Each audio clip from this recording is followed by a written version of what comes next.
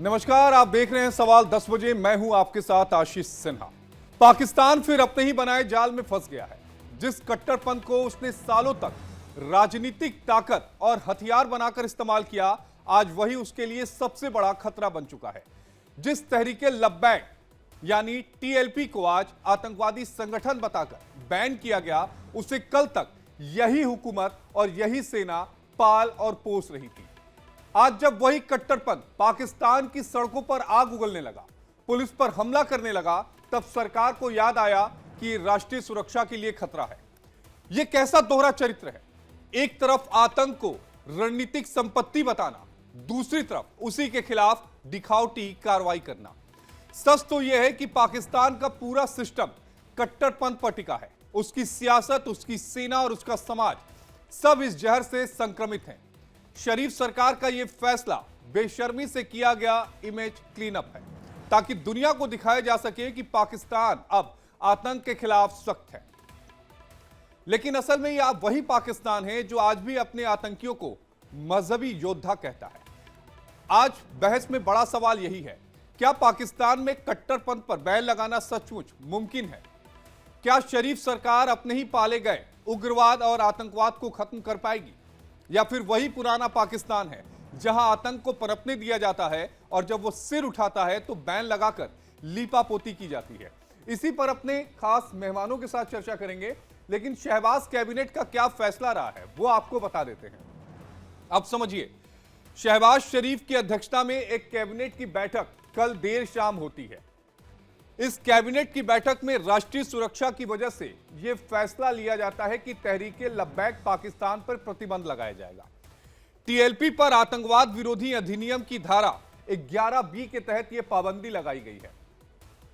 हाल के हमलों में टीएलपी के कई शहरों में हिंसक प्रदर्शन हुआ है। अगर हाल में आप देखा जाए तो कई सारे जगहों पर टीएलपी ने हिंसक प्रदर्शन किया है। एक उसमें प्रदर्शन वो भी शामिल था कि जब पाकिस्तान इजराइल और हमास के बीच संजीत समझौते में हस्ताक्षर करने गया था, तो अब हिंसक प्रदर्शन में कई पुलिसकर्मी समेत दर्जनों जो लोग हैं वो घायल हो गए। हालांकि पुलिस वालों ने ही इन प्रदर्शनकारियों पर गोलियां चलाई, ग्रेनेड चलाए। अब आप समझिए कि शहबाज सरकार की दलील क्या है। शहबाज सरकार यह कह रही है कि कानून व्यवस्था बनाए रखना सरकार की जिम्मेदारी है। दूसरी बात, सड़कों पर अराजकता फैलाने की किसी को भी इजाजत नहीं दी जा सकती है। जाहिर तौर पर सड़कों पर अराजकता फैलाने की इजाजत नहीं दी जा सकती है, लेकिन विरोध प्रदर्शन एक विपक्षी पार्टी का करने का अधिकार होता है, यह शहबाज सरकार भूल गई। सुरक्षा बलों के खिलाफ हमला करने पर सख्त कार्रवाई होगी।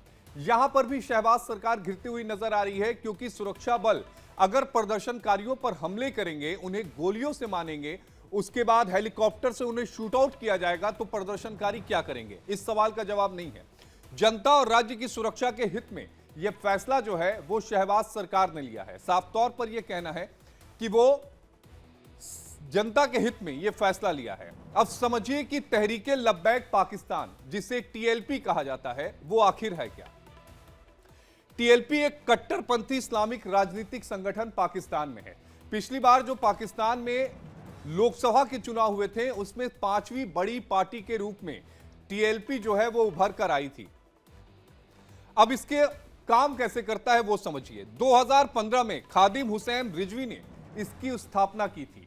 टीएलपी का एकमात्र मकसद है कि पूरे पाकिस्तान में शरिया लॉ को लागू करना। नसूरे रिसालत के नाम पर प्रदर्शन करता है टीएलपी, यानी वो ये कहना चाहता है कि पूरे पाकिस्तान में शरिया लॉ को मजबूती से इंप्लीमेंट किया जाए। पहले भी टीएलपी पर कई बार जो सरकार की तरफ से बैन लगाया गया, फिर बाद में वो बैन जो था वो हटा लिया गया। लेकिन पाकिस्तान की आवाम की नजर में ये पार्टी एक बड़ी पार्टी है, क्योंकि 5वीं सबसे बड़ी पार्टी है। अब समझिए प्रतिबंध का असर क्या होगा। टीएलपी नेताओं और कार्यकर्ताओं के खिलाफ गिरफ्तारी जो अभियान है वो शुरू होगी, यानी टीएलपी का कोई भी कार्यकर्ता है या नेता है, उसे गिरफ्तार करके जेल में डाल दिया जाएगा। सोशल मीडिया पर भी पार्टी की गतिविधियों की निगरानी होगी, यानी सोशल मीडिया अकाउंट्स जो टीएलपी के होंगे उनको पूरी तरीके से बंद किया जाता है। टीएलपी के समर्थन में अगर कोई किसी भी तरह का पोस्ट करता है या वीडियो डालता है तो उसे भी हिरासत में ले लिया जाएगा। धार्मिक राजनीति को लेकर एक नई जो बहस है वो पाकिस्तान में छुड़ेगी, क्योंकि पांचवी सबसे बड़ी पार्टी है, लिहाजा वोट फीसदी भी ज्यादा है।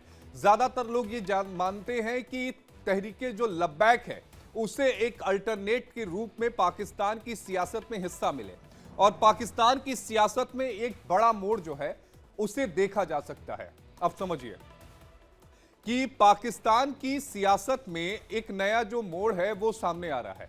हम अपने मेहमानों के साथ चर्चा करेंगे। हमारे साथ तीन खास मेहमान जो है वो जुड़ रहे हैं। हमारे साथ मेजर जनरल अनुज माथुर जी जुड़ेंगे, वो इसी स्क्रीन पर आएंगे, लेकिन प्रतिबंध का असर जो हुआ है वो भी समझ लीजिए। मेजर जनरल अनुज माथुर जी, जय हिंद सर। हमारे साथ कर्नल शिवदान सर हैं, रक्षा विशेषज्ञ हैं, जय हिंद सर। और हमारे साथ मोहसिन रजा खान साहब हैं, पत्रकार हैं पाकिस्तान के। मोहसिन रजा खान साहब, आपका स्वागत है। एक बड़ा सीधा सा सवाल आपसे उठता है मोहसिन रजा खान साहब, ये जो टीएलपी पर बैन लगाने का फैसला पाकिस्तान की हुकूमत ने लिया, इसकी जरूरत क्यों आन पड़ी? क्योंकि पिछली बार जो डेटा पाकिस्तान की मीडिया रिपोर्ट से हमें मिला उसके मुताबिक यह है कि पांचवी सबसे बड़ी पार्टी थी जो वहां पर जनरल इलेक्शन हुए थे उसमें। जी, आपने बिल्कुल ठीक कहा।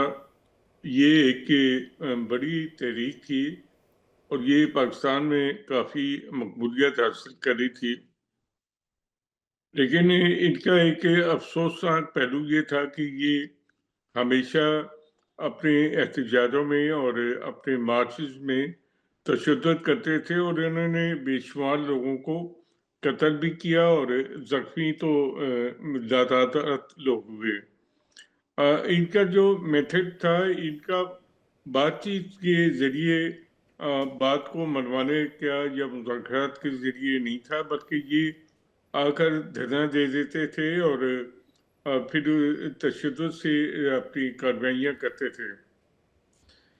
इससे पार्टी की आगाज़ हुआ था जब एक पुलिस कांस्टेबल ने, सिक्योरिटी गार्ड ने पंजाब के साबिक गवर्नर सलमान तासीर को इस्लामाबाद में कत्ल कर दिया था। और इस बात पे कत्ल किया था कि सलमान तासीर ने एक ईसाई औरत को जो कैद थी उसको छुड़वाने के लिए कोशिश की थी।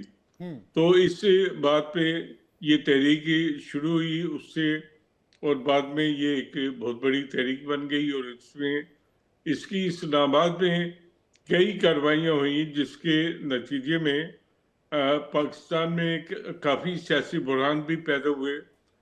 इस जमात ने असम्बली में सीटें भी हासिल की, सिंध असम्बली में सीटें भी इसको मिल गई, और इसने 2018 के इलेक्शन में उस वक्त की जो रूलिंग पार्टी थी पाकिस्तान मुस्लिम लीग नवाज, उसको खासा नुकसान पहुंचाया और उस पार्टी को इलेक्शन में जीतने से इन्होंने रोका, और उसके नतीजे में पाकिस्तान तहरीक-ए-इंसाफ पीटीआई जो थी वो अपने इक़्तिदार में आई। इस पार्टी की शुरू करने में कहा जाता है कि पाकिस्तान की इंटेलिजेंस एजेंसियों ने अहम किरदार अदा किया, और वो एक ये पार्टी जो थी ब्रेवली मतलब फ़िक्र के मुसलमानों से ताल्लुक़ रखती थी, और इस पार्टी को शुरू करने में पाकिस्तान की आईएसआई ने बहुत सपोर्ट किया इन्हें, और उन्होंने चूँकि उनका एक ऑपरेशन था नवाज शरीफ को इक़्तिदार से बाहर करने के लिए, उसके लिए इनको इस्तेमाल किया गया और ये बड़ी कामयाबी से उसमें इस्तेमाल हुए। नहीं, लेकिन मोहसिन रजा खान साहब, आपने ये कहा कि इसे नवाज शरीफ के खिलाफ, यानी नवाज शरीफ को सत्ता से बेदखल करने के लिए इसका समर्थन आईएसआई की तरफ से किया गया, लेकिन सवाल तो ये उठता है कि अब ऐसा क्या आन पड़ा कि टीटीपी पर जो है वो बैन जो है वो लगाया गया है टीएलपी पर? जी, आप देखते हैं कि गजा में 2 साल से एक जहाज जारी था और वहाँ पे इसराइली फौजों ने बड़े पैमाने पे मुसलमानों का कत्लेआम किया।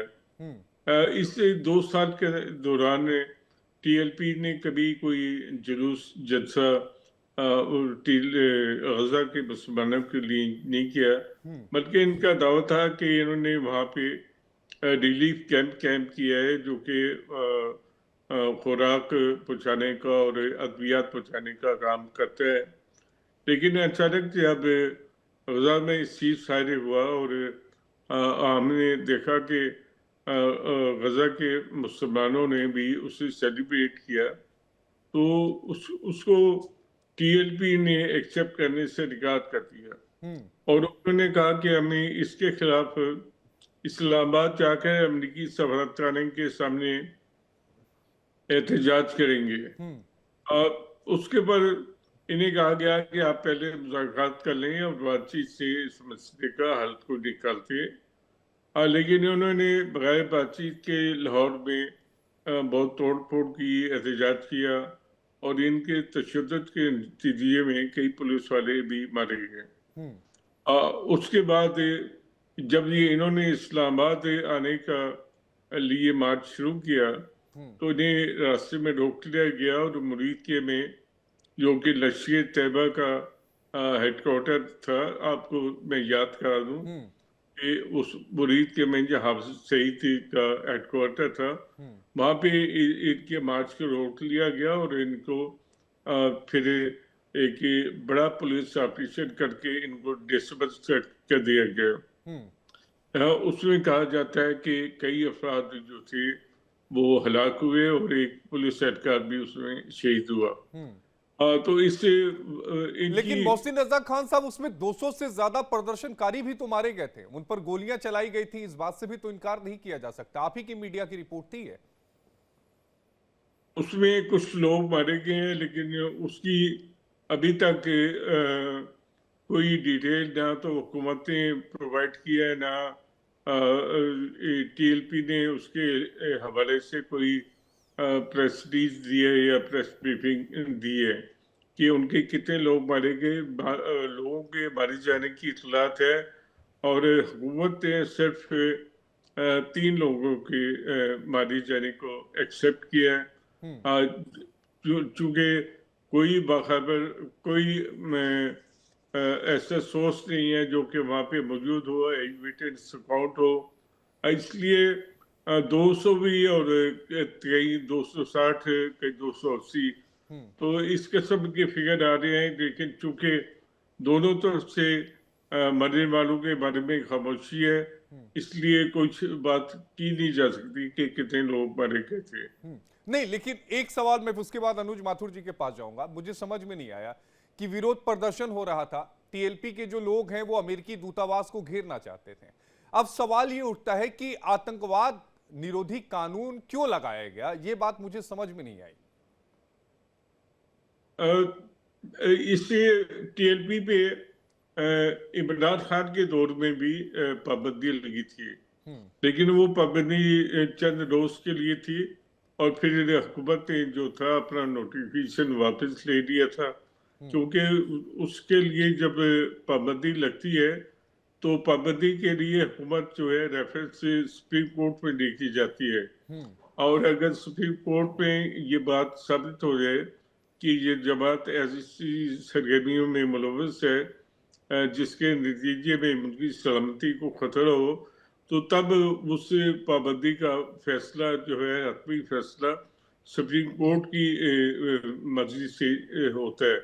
तो अभी हुकूमत ने टीएलपी पे पाबंदी लगाने की मंजूरी दी है, लेकिन हतमी फैसला सुप्रीम कोर्ट के फैसले से मशरूत है। ठीक है अनुज माथुर साहब, अब सवाल ये उठता है कि जो टीएलपी पे बैन लगाया गया है, ये वाकई आतंकवाद पर कार्रवाई है या पाकिस्तान अपनी इमेज को सुधारना चाहता है? जय हिंद आशीष। देखिए, मैं आपको एक बात बताऊं कि टीएलपी ना एक इस प्रकार का बड़ा भारी बहुत दक्षिणपंथी एक बहुत जबरदस्त ऑर्गेनाइजेशन बन चुका है, जिसको खत्म करना मुझे लगता है बड़ा मुश्किल है। उसकी वजह मैं बताता हूँ आपको। देखिए, क्योंकि आप बैन लगा सकते हैं, कुछ भी कर सकते हैं, ये पाकिस्तान का इतिहास भी रहा है कि जो जो आतंकवादी संगठन वहां पर उभर करके आए हैं और किसी भी वजह से, चाहे वो कोई इमेज प्रोजेक्शन करना हो या किसी भी वजह से, उन पर जब भी बैन लगाया गया वो किसी नए नाम से उभर करके सामने आ गए। क्योंकि आप एक संगठन पर बैन लगा सकते हैं, उस विचारधारा पर बैन नहीं लगा सकते जो कि उस संगठन को मिल चुकी है। मैं आपको 2-3 छोटी छोटी स्टैटिस्टिक्स देना चाहूंगा ये 2024 के इलेक्शन में इनको लगभग 30 लाख वोट मिले थे। बहुत जबरदस्त और उस 30 लाख में से लगभग 25 लाख वोट सिर्फ पंजाब प्रांत में इनको मिले थे। तो मेरा ये मानना है कि इन लोगों को बहुत जबरदस्त सपोर्ट है। उस सपोर्ट की वजह यह है कि ये एक जो सोशल स्ट्रक्चर है, उस सोशल स्ट्रक्चर में और जो निचला तबका है और जो वहां के यंग जो धार्मिक उन्माद से प्रेरित यंग पॉपुलेशन है पाकिस्तान की, उसमें ये विचारधारा पैठ बना चुकी है। और इस विचारधारा को समझने के लिए एक दो बातें और समझने की जरूरत पड़ेगी आशीष, फिर उनको पता पड़ेगा कि हाउ ये किस तरह से एक सही जगह पर ये आ जाता है, इट फॉल्स इनटू प्लेस। ये एक anti Ahmadiyya, anti west, anti Israel और कुछ एक्सटेंट तक एंटी इंडिया, पूरी तरह एंटी इंडिया नहीं है, ये ऑर्गेनाइजेशन है। और ये ऑर्गेनाइजेशन इसी वजह से, ये जो अप्रैल की बात कर रहे हैं हमारे पाकिस्तानी भाई, वो बात भी इसीलिए थी कि जब फ्रांस में, अगर आपको ध्यान हो आशीष, की एक कार्टून का विवाद हुआ था प्रॉफिट के, और उसके बाद जो लेडी इसमें इन्वॉल्व थी उसका सर तन से जुदा कर दिया था। जो भी उनको डिसीजन लेना था उसके ऊपर बवाल मचा था पाकिस्तान में, और वो बवाल भी इसी टीएलपी ने मचाया था। उसके बाद इनके ऊपर बैन लगाया गया। जिस बीबी की बात ये कर रहे हैं, वो पाकिस्तानी क्रिश्चियन लेडी जो थी, जो कि ब्लास्फेमी के चार्ज में पाकिस्तान के जेल में बंद थी, उसको कहीं ना कहीं उन्होंने क्विट कर दिया था। क्विट करा तो इन्होंने उसके उसके उसके खिलाफ बातचीत करी, और उनकी डिमांड वही नहीं थी कि उसको सजा दी जाए। उन्होंने ये तक कहा था कि जिन 3 जजेस ने इस लेडी का ये जो गुनाह है इसको माफ किया है, उन 3 जजेस को भी मौत की सजा दी जाए। देखिए आप इसकी विचार, इससे आपको उनकी मेंटालिटी, ये 3 जजेस को सर तन से नहीं, लेकिन बाद में तो मुझे अनुज माथुर जी ध्यान में है, उस लेडी की हत्या कर दी गई थी। नहीं, मेरा ख्याल है, मैं भी रॉन्ग, बट मेरा ज्यादा ख्याल है उस लेडी को वहां से निकाल लिया गया, एयरलिफ्ट किया गया था। उसके बाद उसको मुल्तान गई थी वो, और वहां से उनको एयरलिफ्ट करके शायद नीदरलैंड में या नॉर्वे में कहीं वो सेटल्ड है, वो उनको ले गए थे। लेकिन जब इमरान खान वहां के प्रधानमंत्री थे, तो इमरान खान ने इसी टीएलपी के साथ बातचीत करने की कोशिश की थी, और उन्होंने ये कहा था कि इसको हम इनको बाकायदा पूरी सजा दिलवाएंगे वगैरह वगैरह में सम कॉम्प्रोमाइज फॉर्मूला उन्होंने लगाने की कोशिश की थी।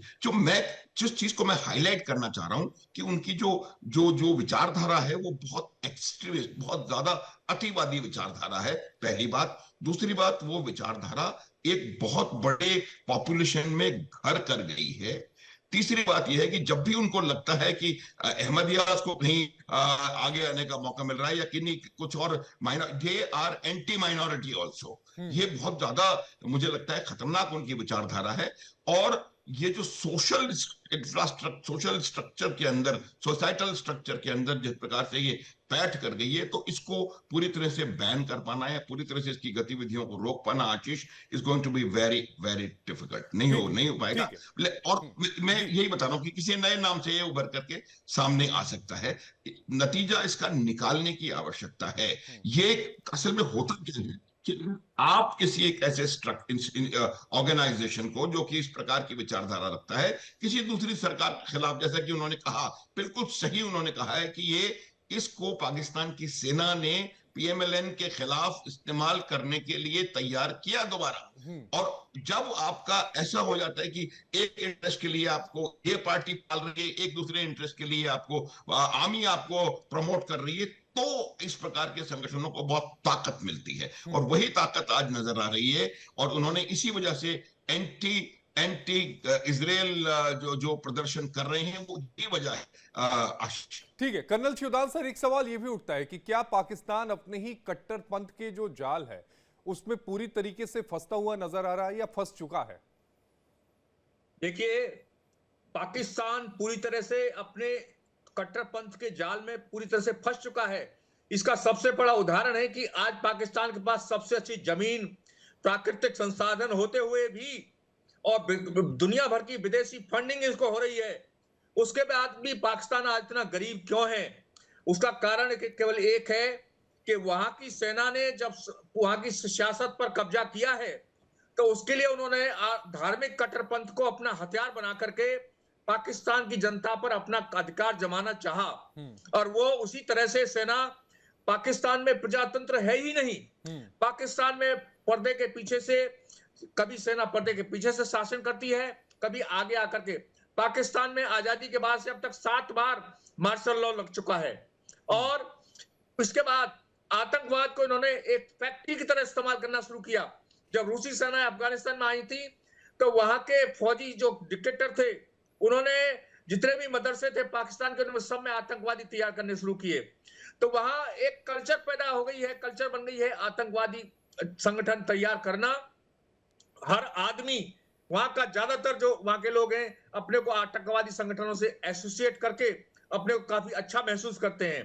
तो ये सब एक प्रकार से जो प्रॉपर जो सेना ने वहां के जनता में जो धारणा फैला रखी है कि आतंकवादी जो है वो धार्मिक धर्म के नाम पर जो आतंकवादी तैयार किए जाते हैं, उनमें कोई बुराई नहीं है और उनको और भी इंकरेज करना चाहिए। इसके अलावा कल ही पाकिस्तान के प्रतिनिधि ने संयुक्त राष्ट्र संघ में स्वीकार किया है कि कश्मीर में स्वतंत्रता सेनानियों के नाम से आतंकवादी भेजे जा रहे हैं और वो भेजते रहेंगे। तो पाकिस्तान खुद एक्सेप्ट कर रहा है कि वो आतंकवादी तैयार कर रहा है और आतंकवाद को जो है बढ़ावा दे रहा है। और अब जब वही जो सांप इन्होंने पाले हैं, अब वही सांप जब इनको डसने लगे हैं टीएलपी के रूप में, तब ये उसमें प्रतिबंध लगा रहे हैं। इनका प्रतिबंध चलेगा नहीं, क्योंकि पाकिस्तान की जनता की में एक कल्चर बन चुकी है आतंकवाद को बढ़ावा देने की, और वो आतंकवाद को बढ़ावा देते रहेंगे।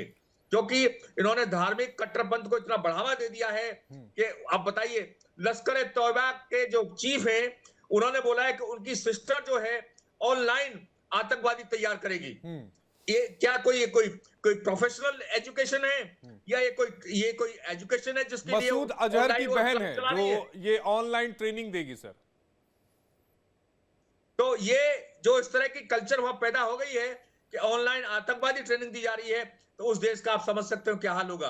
और वहां की कल्चर बन चुकी है पाकिस्तान की कि आतंकवाद जो है वो एक्सेप्टेड नॉर्म हो चुका है पाकिस्तान में। इसलिए पाकिस्तान का जो फ्यूचर है वो इसी तरह रहेगा कि विदेशों से मदद, कभी आईएमएफ से लेते रहो, कभी अरब देशों से मदद लेते रहो। बताइए ये कितने, मैं तो कह रहा हूं बहुत ही दुख की बात है कि जितना पाकिस्तान को रिच होना चाहिए था, उसकी जगह और उल्टा गरीब हो चुका पाकिस्तान। पाकिस्तान की जनता को खुद आवाज उठानी चाहिए कि हम इतने गरीब क्यों हैं, जबकि हमारा पड़ोसी देश आज विश्व की आर्थिक शक्ति बन चुका है। तो ये चीजें जब तक पाकिस्तान की जनता नहीं उठाएगी, पाकिस्तान का जो प्रजातांत्रिक ढांचा है जब तक दोबारा स्थापित नहीं होगा, तब तक पाकिस्तान में शांति नहीं आएगी, ना पाकिस्तान में। ठीक है, इसी पे एक सवाल मोहसिन रजा खान साहब से ले लेते हैं। मोहसिन साहब, आपने हमारे दोनों पैनलिस्ट को सुना कि आपने टीएलपी पे भले ही पाकिस्तान की हुकूमत ने बैन लगा दिया, वो एक संगठन पर बैन लगाया, लेकिन इस कट्टरपंथ की विचारधारा पर बैन कैसे लगाया जाएगा? कल को एक नया ऑर्गेनाइजेशन खड़ा हो जाएगा, टीएलपी के सारे लोग दूसरी जगह शिफ्ट हो जाएंगे, दूसरे ऑर्गेनाइजेशन में चले जाएंगे, विचारधारा कैसे बदलेंगे? ये बात आपकी बिल्कुल ठीक है। किसी भी सियासी जमात पे या किसी भी जमात पे जो है कानून के तहत पाबंदी लगाने से आप उसका नाम तो खत्म कर सकते हैं, और उसका नाम खत्म हो जाएगा, वो किसी और नाम से उसके लोग इकट्ठे हो जाएंगे। चंद लोग जो लीडर उन पर पाबंदी लग जाएगी, लेकिन उनके मुतबादल जो है वो सामने आ जाएंगे, और ये मसले का हल बिल्कुल नहीं है। आपकी बात बहुत हद तक दुरुस्त है। इससे पहले भी पाकिस्तान में कई सियासी जमातों पे पाबंदी लगी, और हमने देखा कि माजी में वो तमाम तर पाबंदी जो थी वो गैर मुस्तद साबित हुई, क्योंकि उस जमात ने किसी और नाम से काम शुरू कर दिया, और फिर उनकी जो दूसरी सेकंड और थर्ड लीडरशिप थी, उन्होंने पार्टियों को संभाल लिया, और उनके वर्कर जो थे इंटैक्ट थे। ये इसी तरह टीएलपी जो है वो एक सियासी जमात नहीं है, बल्कि एक मजहबी जरूरी जमात है, और इनका ताल्लुक जो है बरेलवी मकतबा फिक्र से है। मैं आपको याद दिला दूं कि पाकिस्तान में बरेलवी मकतबा फिक्र से ताल्लुक रखने वाली सियासी जमातें पहले पहले भी पाकिस्तान में सियासत करती रही है, लेकिन उनमें से किसी भी एक सियासी जमात ने कभी भी तशद्दुद का रास्ता इख्तियार नहीं किया या उनका कोई मिलिटेंट विंग नहीं था। लेकिन इस पार्टी को चूंकि 2013 और 18 के दरमियान नवाज शरीफ की हुकूमत को ख़त्म करने के लिए इसको तैयार किया गया, लिहाजा इसमें तशद्दुद का एलिमेंट डाला गया और इनको बाकायदा ट्रेनिंग दी गई, असला दिया गया और इनके मुजाहरे जो होते थे उनको भी इंटेलिजेंस एजेंसियों की सपोर्ट हासिल थी और बल्कि उन्होंने हमें देखा कि इस्लामाबाद को उन्होंने बिल्कुल जो था सीज कर दिया था और इस्लामाबाद की जिंदगी जो थी मफलूज कर दी थी। और फिर हमने देखा कि एक इनके सफ़ों में से बाज़ लोगों ने निकल के पुलिस को भी मारा और ख्याल किया जाता था कि वो इंटेलिजेंस के ट्रेंड लोग थे जिन्होंने अपनी इदारों को डैमेज किया। तो ये तहरीक जो थी, जो इसकी जो क़यादत थी उसमें इतना शऊर नहीं था। लेकिन और मोहसिन रजा खान साहब, एक सवाल का जवाब दीजिएगा कि क्या टीएलपी पर बैन लगाने से समस्या का समाधान हो जाएगा? क्या वाकई सरकार इस समाधान को खोजने की कोशिश कर रही है कि पाकिस्तान कट्टरपंथी एक मुल्क के रूप में दुनिया में ना जाना जाए? क्या इसको रोकने के लिए सरकार की तरफ से कोई कवायद जमीन पर हो रही है क्या? देखें, एक तो बात यह है कि पाकिस्तान में अभी एक हाइब्रिड निज़ाम है कि फौज और सिविल हुकूमत मिलकर काम कर रही हैं और फौज के जो फील्ड मार्शल हैं आसिम मुनीर, उन्होंने वाज़ेह कर दिया कि पाकिस्तान की जो रियासत है, स्टेट है, वो अब हार्डेस्ट स्टेट है, हार्ड फैसले करेगी। और इन्हीं हार्ड फैसलों में एक फैसला ये है कि टीएलपी जैसे जो भी तशद्दुद पे मबनी जमातें हैं और ग्रुप हैं, उनके खिलाफ से सख्त कार्रवाई होगी। हम देखते हैं कि पहले यही फौज के इदारे जो थे और इनके लोग ये टीएलपी जैसे लोगों की सपोर्ट करते थे और इनको ये उभारते थे। लेकिन अब जीरो टॉलरेंस पॉलिसी हम देख रहे हैं। नहीं, आतंकवाद को लेकर जीरो टॉलरेंस की पॉलिसी, कर्नल शिवदान साहब जवाब दीजिएगा प्लीज। रजा साहब से एक सवाल पूछना चाहता हूं। जी जी प्लीज। कि देश की सियासत के बारे में या देश के एडमिनिस्ट्रेशन के बारे में एक आर्मी चीफ क्यों क्वेश्चन कर रहा है और आर्मी चीफ क्यों अपने बयान दे रहा है? क्या ये शो नहीं करता कि आर्मी जो है वहां पर अपनी आपकी जो जो जो गवर्नमेंट है उसको आर्मी ही चला रही है? क्या आपके देश में प्रजातंत्र, जिसको हिंदी में डेमोक्रेसी बोलते हैं, क्या वो आप महसूस करते हैं लागू है वहां पर, या मोहसिन रजा खान साहब, देखिए सवाल जायज है कि जब वहां पर लोकतांत्रिक एक चुनी हुई सरकार है तो फिर सेना का दखल क्यों, सेना का हुक्म क्यों माना जा रहा है? नहीं, सेना का हुक्म कोई सरकार के मलबात नहीं है, लेकिन आपको ये तो पता है कि पाकिस्तान के मुख्तलिफ इलाकों में जो है वो मुसल्लह ग्रुप है, टीटीपी जो है पाकिस्तान के खैबर पख्तूनख्वा सूबे में कार्रवाई कर रही है। बलूचिस्तान लिबरेशन आर्मी जो बलूचिस्तान में लगी हुई है, और ये टीटीपी जैसे ग्रुप जो हैं ये पंजाब में काम कर रहे हैं। तो पाकिस्तान एक सिक्योरिटी स्टेट भी बना हुआ है। इससे हालात पाकिस्तान के ऐसे नॉर्मल नहीं है जिसमें आप कह सकें कि फौज क्यों मुदाखलत कर रही है। फौज ने मुल्क की जो है सिक्योरिटी के मामलात जो है सिक्योरिटी के लिए तो फौज जो है वो सुझाव दे सकती है ना, फौज जो है हुकूमत कैसे होगी उसके फैसले तो नहीं लेगी ना मोहसिन रजा खान साहब? नहीं, हुकूमत के फैसले हुकूमत कर रही है और काबीना ने कल इस मामले पे बहस के बाद एक डिसीजन लिया है कि टीएलपी पे पाबंदी लगाई है, इसका फोर्स से कोई ताल्लुक नहीं ठीक है। है, अनुज माथुर साहब से एक रिएक्शन ले लेते हैं। अनुज माथुर साहब। आशीष, मैं एक बात को रिपीट करना चाहूंगा। देखिए, पाकिस्तान में 4 डायरेक्ट बाउट्स मिलिट्री रूल के हो चुके हैं। याया खान, अयूब खान, जियाउल हक और परवेज मुशर्रफ। उसके अलावा हमेशा से पाकिस्तान की सेना, मैं आशीष आपसे एक सवाल पूछता हूं जी। आप मुझे ये बता दें कि इतनी सेनाएं लड़ रही हैं, रशियन आर्मी का चीफ कौन है या नहीं पता। अमेरिकन आर्मी का बल्कि चीफ कौन है? बल्कि हमने तो इतनी सारी चीफ डिबेट की होगी अनुज माथुर सर, इसकी जानकारी कभी जुटाने की जरूरत नहीं मान पड़ी। जिसमें मैं बताता हूं आपको कि जब तक कि जो अच्छी डेमोक्रेसी या अच्छी गवर्नेंस होती है, कोई भी फॉर्म ऑफ गवर्नेंस हो, आप यूएई का आर्मी चीफ है, इनका किसका भी बता सकते। तो मेरा ये कहने का मतलब है कि जहां पर आज भी पूरी तरह से प्रोमिनेंस में आर्मी चीफ हैं और वो डिसीजन मेकिंग है, जो आप बॉक्स लेके जाते हैं रेयर अर्थ मिनरल्स का उसके पास, डोनाल्ड ट्रंप के पास, तो वो बॉक्स असीम मुनीर के हाथ में है। तो मेरा कहने का मतलब ये है कि मोस्टली जो निर्णय पाकिस्तान में होते हैं, वो निर्णय पाकिस्तान में आर्मी की रजामंदी से, अगर आर्मी निर्णय नहीं ले रही, आप कोई निर्णय ले नहीं सकते पाकिस्तान में आर्मी के ओके के अलावा।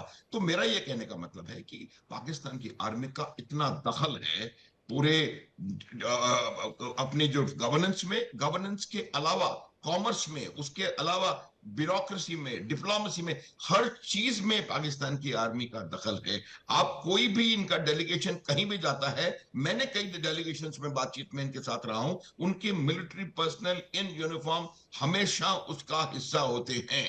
और आप मुझे एक तस्वीर दिखा दें जहां प्रधानमंत्री मोदी के साथ आर्मी चीफ या आर्मी का कोई भी आदमी कहीं भी किसी भी प्रकार से गया हो। अच्छी डेमोक्रेसी वो होती है जहां आर्मी अपना काम करे।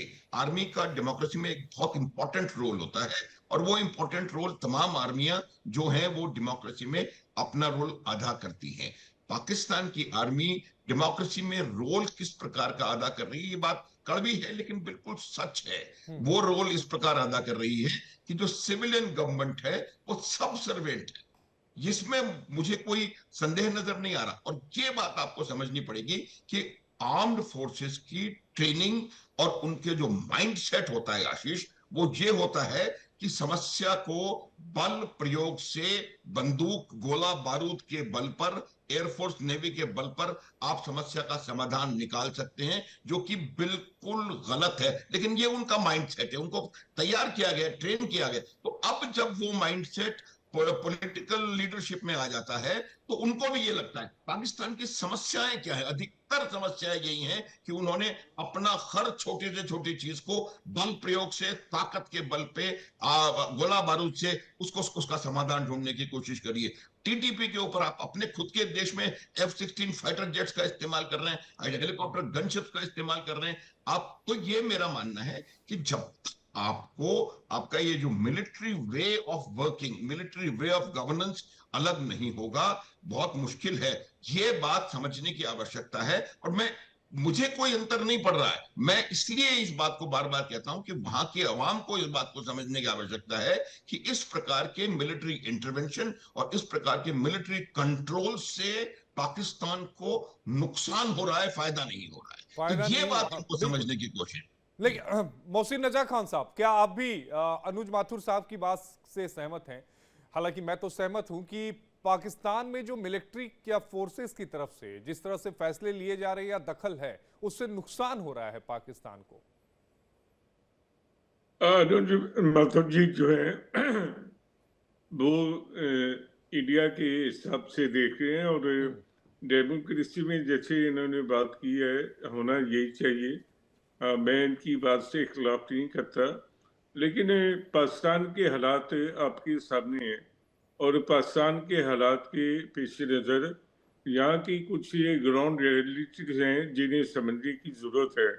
पाकिस्तान में जो है सिविल हुकूमत के पास वो ताकत ऐसी नहीं है कि वो इन दहशतगर्दों को और इन टीपीपी के लोगों को, और खासतौर पे अगर मैं बात करूं तो आप बुरा नहीं बनाएंगे। हमारा ख्याल है कि ये एक गैर मुल्की जंग है जो कि इंडिया ने पाकिस्तान पे मुसल्लत की हुई है, टीटीपी और बीएलए की दहशत नहीं को मोहसिन सपोर्ट रजा खान करके। साहब, देखिए इस तरह के बेबुनियाद आरोप मत लगाइए जब कोई सबूत नहीं, चले, कुछ मुझे नहीं। मुझे बात करने हाँ। दें। तो ये एक इंटरनल फाइटिंग नहीं है, ये नहीं, एक लेकिन अभी बैरूनी मोहसिन रजा जंग खान है साहब जो कि आपने कहा कि इंडिया ने आईएसआई ने टीएलपी पाकिस्तान को पे तैयार मुसल्लत किया की था हुई है। नवाज शरीफ को सत्ता में आने से रोकने के लिए, अब आप भारत पर आरोप लगा रहे हैं, तो ये चल क्या रहा है? आप ही की बातों में विरोधाभास नजर आ रहा है। मैंने टीएलपी के पीछे नहीं कहा कि इंडिया है, मैं कहता हूँ टीटीपी और अभी तक बीएलए तो आप जो लोग ये कह रहे हैं कि टर्मिनेट। टीटीपी के पीछे तालिबान है, अब आप कह रहे हैं इंडिया है। नहीं, इंडिया है टीटीपी के वैश्विक मंच पीछे, पर आप लोग इसमें जाके कोई ये शक कह रहे नहीं हैं है। कि टीटीपी के पीछे तालिबान है। इसलिए पाकिस्तान में एक नया स्लैंग कॉइन किया गया है और टीपीटीपी को फितना खारिज करार दिया गया है और बीएलए को फितना और हिंदुस्तानी तो कहा मतलब जा आप रहा ये है। कह रहे हैं कि टीटीपी के पीछे तालिबान का हाथ नहीं है?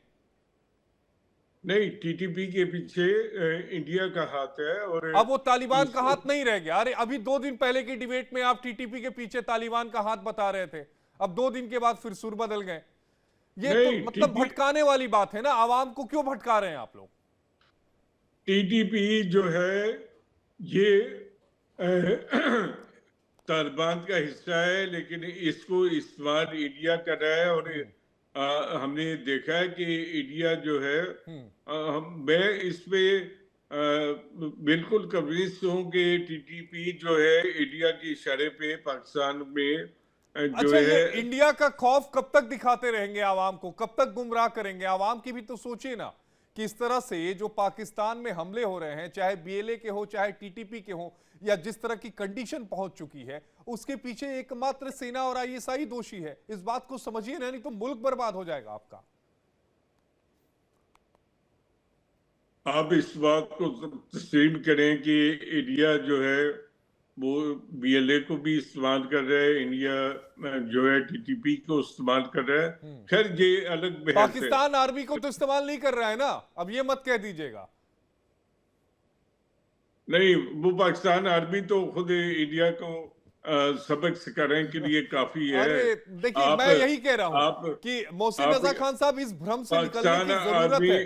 पाकिस्तान आर्मी ने जो मई की जंग में किया है वो तो आपको पता है। अरे मुझे पता है कौन जीता कौन हारा, आप लोग हारे हम जीते ये पता है, लेकिन अब उसका बस ढिंढोरा इसमें पीटने से कोई फायदा नहीं है। शिवदान सर से कमेंट ले लेते हैं। मोहसिन रजा खान साहब, एक बार शिवदान सर को सुन लीजिए, फिर अनुज माथुर सर को सुन लीजिए, फिर अपना जवाब दीजिए। हमारे भारत में कश्मीर में जब भी कोई आतंकवादी हमला होता है तो फौज जो है जब उसमें को खत्म करती है तो उसमें कोई ना कोई पाकिस्तानी पाया जाता है, या पाकिस्तान के गोला बारूद हथियार पाए जाते हैं, पाकिस्तान का सामान पाया जाता है।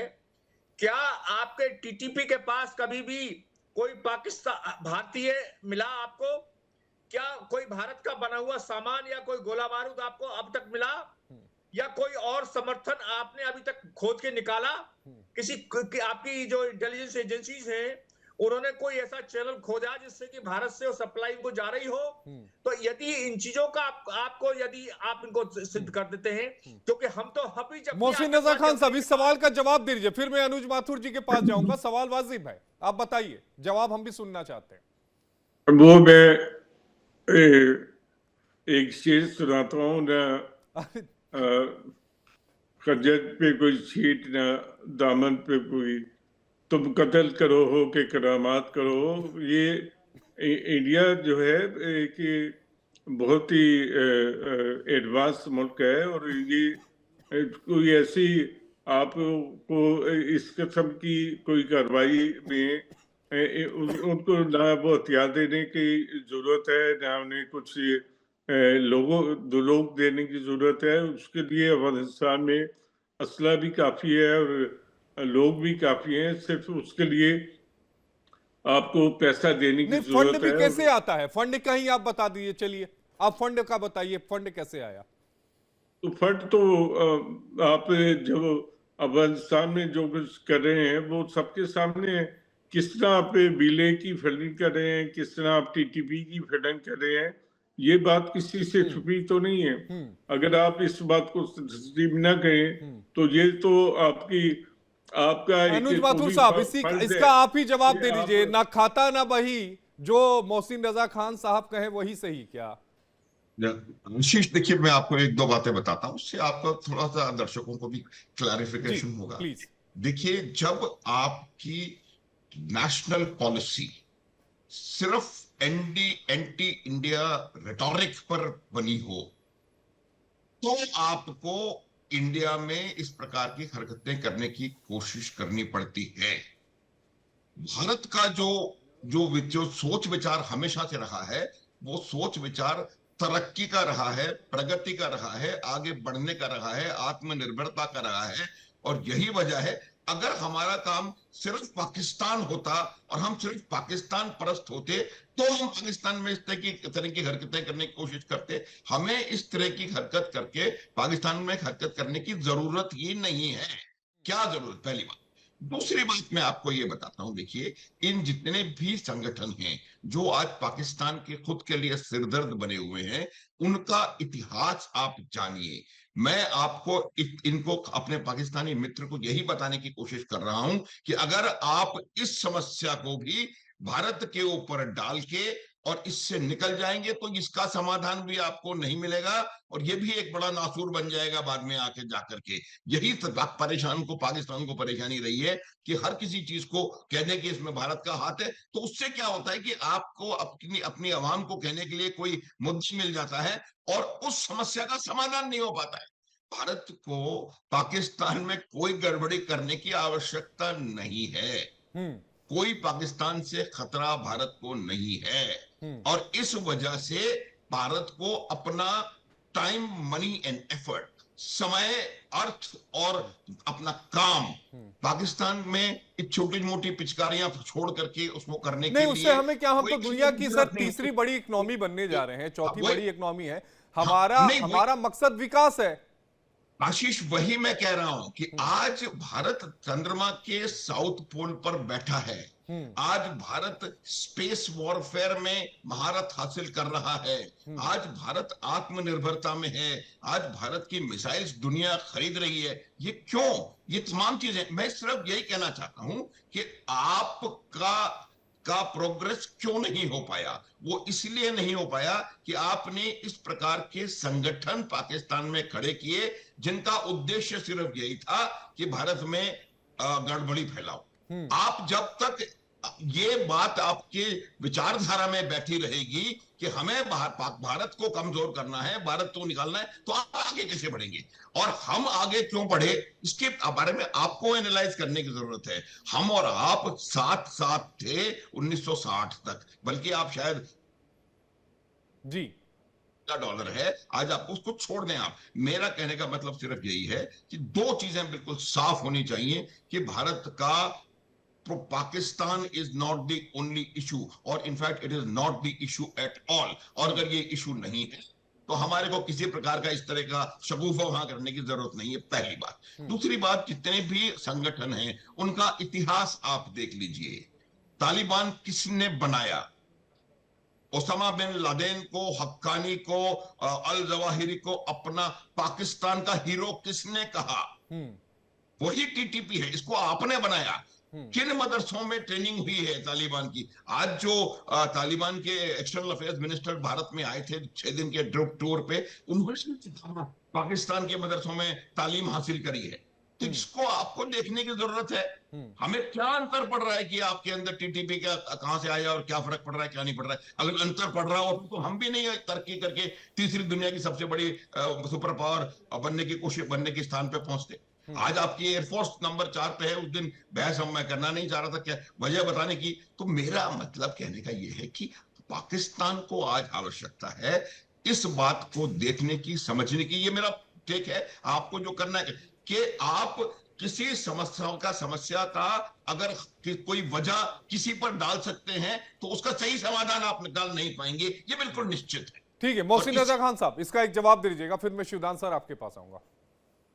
ये जो बातें की हैं इसमें से बेशतर बातों के साथ मेरा सर के साथ पूरा इत्तेफाक है और मैं इनसे बिल्कुल एग्री करता हूं कि ये पाकिस्तान ने जो है इस पिछले इस तमाम अरसे में जो कुछ किया है, जो टीटीपी को पाला है और इन्हें तैयार किया अफगानिस्तान में, वो भी पाकिस्तान की जो था स्ट्रेटेजिक मूव थी और वो नहीं चाहते थे कि अमेरिका इस खतरे में बैठे, लेकिन उन्हें अंदाजा नहीं था कि ये तहरीके तालिबान जो थी ये इसका एक विंग जो है, इसको कोई भी गैर मुल्की ताकत, इंडिया का कहूँगा तो आप खफा होंगे कि वो इसको पाकिस्तान के खिलाफ इस्तेमाल कर सके और वो इनकी जर्नलों की जो है वो सोच ज़ाहिर बात है कितनी महदूद होती है कि उन्हें मुस्तक़बिल की कोई परवाह नहीं होती और ना उन्हें पता होता है कि क्या होगा, और एक जर्नल जो है वो 3-4 साल के लिए होता है। तो ये बात ठीक है कि ये काम सियासतदानों का था कि वो इस बारे में कोई सोच विचार करते हैं, लेकिन जैसा कि आपको पता है कि पाकिस्तान में ज़्यादा से फौजी हुकूमतें नहीं हैं और वो फिर अपनी मनमानी करती रही हैं, और अपनी मनमानी के लिए उन्होंने जब जमहूरी हुकूमतें भी हुई हैं तो उनको ख़त्म करने के लिए वो लोग ये काम करते रहे हैं कि टीएलपी पैदा कर दी और टीएलपी की तरह और इमरान खान की भी उन्होंने सपोर्ट की एक अरसे में। हम देखते हैं कि पाकिस्तान की सियासत में काफ़ी जो है ब्लैक डॉट्स हैं और इनके इसी वजह से आपने ठीक कहा कि पाकिस्तान जो है बहुत सी जैसे तरक्की करनी चाहिए थी वो नहीं कर सका, लेकिन अब एक सूरत हाल पैदा हो गई है और इस सूरत हाल को अब किसी तरह रोकना है। नहीं, तो मोहसिन रजा खान साहब, अगर हालात ऐसे ही रहें तो फिर तो पाकिस्तान और ज्यादा नीचे ही जाएगा, वहां की आवाम का क्या होगा? ये मैं कह रहा हूँ कि देखें, पाकिस्तान के अवाम तो नीचे चले गए, अभी जो है एक ये राइट डायरेक्शन में, एक ये सही शिफ्ट में कोशिश हो रही है कि इन्हें जो दहशतगर्द ग्रुप है, मिलिटेंट ग्रुप हैं, इनको रोका जाए, उनको ख़त्म किया जाए। तो इसके लिए आगाज़ है टीएलपी से, और टीएलपी के से आगाज़ के साथ ही हम देखते हैं कि पाकिस्तान में जो दीगर मिलिटेंट ग्रुप थे उनको भी बड़ी सख्ती से रोका गया है। ये ठीक है कि पाकिस्तान की जो रियासत है वो ऐसे ग्रुपों की हौसला अफजाई करती है जो कि कश्मीर में जाके जहाद करते हैं। इसके बारे में दो राय हो सकती हैं कि उसको करना चाहिए या नहीं करना चाहिए, लेकिन पाकिस्तान की जो कश्मीर के बारे में पॉलिसी है वो ज्यादातर पाकिस्तान की फौज ही उस पॉलिसी को चलाती है और उसे अंजाम देती है, और इसीलिए हमने देखा कि उन्होंने माजी में जो थे मिलिटेंट ग्रुप्स उनकी सपोर्ट की। बाद में वो मिलिटेंट ग्रुप्स में शामिल अफराद पाकिस्तान के खिलाफ ही इस्तेमाल हुए जो कश्मीर में जहाद कर रहे थे। अब उन्होंने न सिर्फ कश्मीर में जहाद किया बल्कि जब उनको पाकिस्तान की पॉलिसियों से इख्तिलाफ हुआ तो पाकिस्तान के खिलाफ भी उन्होंने काम किया। तो ये पॉलिसियाँ तो ऐसी हैं कि जिससे पाकिस्तान को फायदा भी रहा और पाकिस्तान को नुकसान भी हुआ। नहीं, लेकिन मोहसिन रजा खान साहब, आपको नहीं लगता कि अब समय आ गया है कि आतंकवाद पर पूरी तरीके से पाकिस्तान की तरफ से नकेल डाली जाए? हालांकि ये इतना आसान नहीं है क्योंकि उसकी जड़ें बहुत ज्यादा गहरी हैं और पाकिस्तान की आवाम का एक बड़ा हिस्सा उसका समर्थन करता है, क्योंकि वो कट्टरपंथ जो आतंकवाद है वो उसका रूप ले चुका है।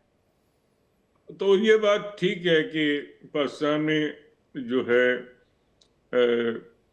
1979 के बाद जो था पाकिस्तान में ये एक जिहादी कल्चर फरोग पाया, और अफगानिस्तान में जब सोवियत यूनियन ने मुदाखलत की तो पाकिस्तान जो फ्रंट लाइन स्टेट था उसने अफगानिस्तान के अवाम की सपोर्ट की, क्योंकि पाकिस्तान में 30 लाख महाजिरीन आ गए थे और उसके बाद पाकिस्तान ने और पूरी दुनिया ने इस अफगानिस्तान में जहाद को सपोर्ट किया।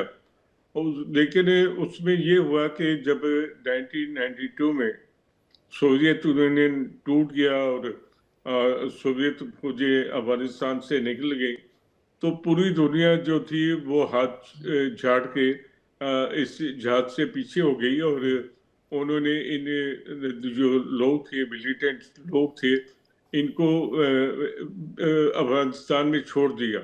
इसमें न सिर्फ अफगान लोग थे बल्कि पूरी दुनिया से आए हुए और ख़ास तौर पे अरब मुल्कों से आए हुए लोग भी शामिल थे, जिनमें उसामा बिन लादेन और अहमद जवारी शामिल थे। तो ये लोग सारे जो थे पहले से ये इस ऑपरेशन को हैंडल कर रहा था, लेकिन वो जब सोवियत यूनियन ब्रेक हुआ और तकसीम हुआ तो इस जहाद के नतीजे में तो फिर अमेरिका समेत तमाम लोग इन तमाम जो मिलिटेंट थे इन्हें अफगानिस्तान में छोड़ के भागे। तो उसका नतीजा हमने फिर देखा कि ये मिलिटेंट इकट्ठे हुए और इन्होंने अलकायदा बनाई और अलकायदा ने अमेरिका पे ही हमला कर दिया। तो देखिए, जब एक वार शुरू की जाती है तो उस वार के खात्मे के बाद कोई बाकायदा प्लानिंग होनी चाहिए थी और जो लोग इस जहाज पे शिरकत के लिए अरब मुल्कों से आए थे तो उनकी वापसी का कुछ एहतमाम होना चाहिए था। लेकिन उन लोगों ने भी अफगानिस्तान जो था उनके लिए एक महफूज पनाहगाह थी और इसलिए उसामा बिन लादेन और अहमद जवारी ने अफगानिस्तान को अपनी जगह बनाया और तालिबान की साबिक हुकूमत जो कि मुल्ला अकबर की क़यादत में थी, उन्होंने तालिबान को सपोर्ट किया और तालिबान ने अलकायदा को वहाँ जगह दी और अमेरिका के कहने के बावजूद उन्होंने उसामा बिन लादेन और अहमद जवारी को अमेरिका के हवाले नहीं किया। ठीक है। तो ये तो तारीख है और तारीख में आप देखें कि जो बड़ी गलतियां होती हैं उनका बड़ा नुकसान होता है और बाकी ये जो था जादी कल्चर इससे पूरी दुनिया में बल्कि इस्लामी दुनिया में जो था वो एक सोशल और पॉलिटिकल चेंजेस लेके आया जी। ठीक है, colonel Shivdan sir, final comment, क्योंकि अब समय कम बचा है। फाइनल कमेंट ये बताना चाहता हूं कि आपका इस्तेमाल आतंकवाद के रूप में 79 से आप खुद बोल रहे हैं। तो जो गलतियां हो गई जिसके कारण जब पूरी दुनिया में इकोनॉमी का प्रोग्रेस चल रही थी 90 के दशक में, उस वक्त आपका देश आतंकवादी तैयार कर रहा था। जो देश की जो आपके जो कंट्री है उसके विकास में कोई इनका सहयोग नहीं था और ये आपको पता था कि आतंकवादी ये फुल टाइम जॉब नहीं है।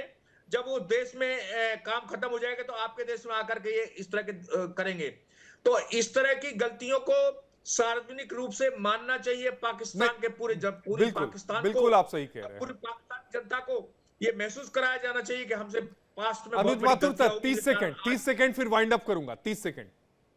आशीष, ये पूरी कहानी वही है कि आपने जिस आतंकवाद को बढ़ावा दिया, बनाया, जन्मा, पनपाया, वही आतंकवाद आपको डस रहा है। लेकिन अब इसमें सवाल ये है कि आपको अपनी पॉलिसी में मूलभूत परिवर्तन लाना पड़ेगा और किस प्रकार से इनको हैंडल करना है उसको देखने की आवश्यकता है। अगर आप लगातार दूसरे देशों के ऊपर इसका ब्लेम डालते रहेंगे तो इसका कोई समाधान आप निकाल नहीं पाएंगे। और एक बात और बता दूं मैं कि शक्ति का प्रयोग इस समस्या का समाधान नहीं है।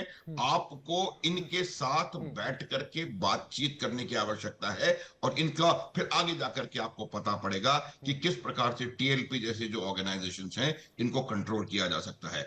ये बेसिक जो थॉट है, माइंडसेट है, उसको बदलने की जरूरत है। यहाँ पर जरूरत है। बिल्कुल सही कह रहे हैं। जो एजुकेशन का नेटवर्क है, जो इकोसिस्टम है, उसमें बदलाव की आवश्यकता है। बिल्कुल आप सही कह रहे हैं। संगठन पर वार करने से कुछ नहीं होगा, मानसिकता को बदलना यहाँ बेहद जरूरी है और मानसिकता तभी बदलेगी जब मिल बैठकर इस पर बात किया जाएगा। बहुत शुक्रिया आपका अनुज माथुर सर, आपका शिवदान सर, आपका और मोहसिन रजा खान साहब आपका। सवाल 10 बजे में वक्त एक ब्रेक का हो गया है। इंडिया डेली अब आपके स्मार्ट टीवी पर भी मौजूद है। इंडिया डेली 24/7 अब इन सभी प्लेटफॉर्म्स पर आप लाइव देखें।